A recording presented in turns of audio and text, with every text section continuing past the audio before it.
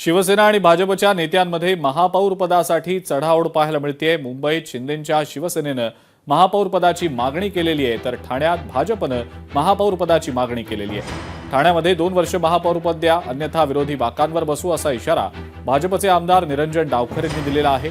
तर मुंबईचा महापौर शिवसेनेचा आणि ठाण्याचा महापौर भाजपचा असेल तर आम्हाला मान्य आहे, असं प्रत्युत्तर शिवसेनेचे खासदार नरेश मस्केंनी दिलेलं आहे।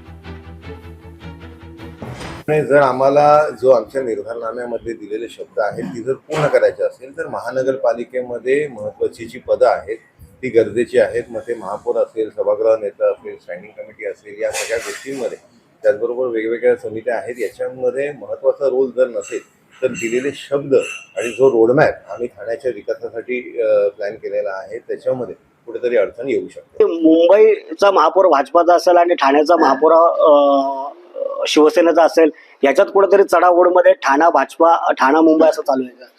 याच अशी जर तुम्ही चढाओढ म्हणत असेल तर मुंबईचा महापौर शिवसेनेचा आणि भाजपचा महापौर ठाण्याचा महापौर भाजपचा चालेल, आम्हाला ऍक्सेप्ट आहे असं जर तुम्ही म्हणत असाल तर। 2 वर्ष काय 5 वर्ष जरी द्यायचं म्हटलं तरी हा निर्णय माननीय एकनाथ शिंदे साहेब आणि देवेंद्रजी एकत्र बसून हा निर्णय घेतील। रवींद्र चव्हाण त्यांच्या सोबत असतील, त्यामुळे नेत्यांचा हा निर्णय, ते जो काही निर्णय देतील तो आम्हाला मान्य असेल।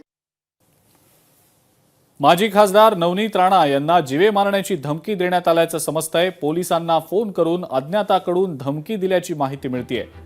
बाबा सिद्दीकींसारखीच तुमची हत्या करू अशी धमकी अज्ञातांकडनं फोन करून दिली गेल्याचं समजतंय। या अज्ञाताविरोधात राजापेठ पोलिसात गुन्हा दाखल करण्यात आलेला आहे। माजी खासदार नवनीत राणा यांना जीवे मारण्याची धमकी दिली गेल्याचं आता समोर आलेलं आहे। एका अज्ञातानं फोन करून ही धमकी दिल्याचं समजतंय। अज्ञाताविरोधात राजापेठ पोलिसात गुन्हा दाखल करण्यात आलेला आहे।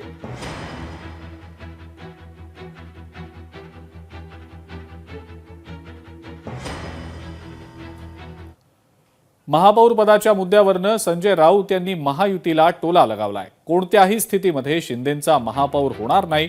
मुंबईमध्ये कुणाला महापौर करायचं हे दिल्लीमध्ये ठरलेलं आहे। फडणवीसांचा महापौर होऊ नये यासाठी शिंदे शहांचा प्रयत्न सुरू असून भाजपचा महापौर झाला तर मुंबई शोकसागरात बुडेल अशी टीका संजय राऊतांनी केलेली आहे। पण एक सांगतो, कोणत्याही परिस्थितीमध्ये ते कोणते शिंदे गट, त्या शिंदे गटाचा महापौर वगैरे होत नाही। काल आपण मोदींचं भाषण ऐकलं असेल, पहली बार मुंबई में बीजेपी का मेयर बनने जा रहा है, म्हणजे दिल्लीत ठरलेलं आहे की मुंबईत कोणाला बसवायचं, आणि त्याच्यामध्ये फक्त बीजेपी नाही, गौतम अडाणी सुद्धा ठरवणार ना कोणाला बसवायचं ते। या मुंबईला परंपरा आहे बाळासाहेब ठाकरेंच्या शिवसेनेचा महापौर पाहण्याची।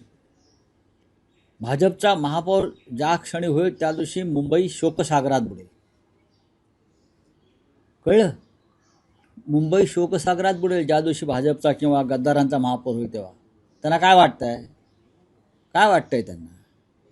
मोरारजी देसाईंनी जेव्हा 106 लोक मारले तो काळा दिवस, आणि भाजपचा महापौर होईल तो दिवस एकच। आज जनाब संजय राऊत यांनी परत एकदा खयाली पुलाव शिजवायला सुरुवात केली आहे की मुंबईमध्ये त्यांचा महापौर होणार। मला संजय राऊतांना इतकंच सांगायचं आहे, मुंबईकरांनी हा कौल महायुतीला दिलाय, त्यामुळं मुंबईमध्ये महायुतीचाच महापौर होणार। संजय राऊत, तुम्ही कितीही स्वप्न बघितले तरी ती तुमची स्वप्न कधीही पूर्ण होणार नाहीत। लोकशाही मराठी ऐका, पहा, जागरूक रहा।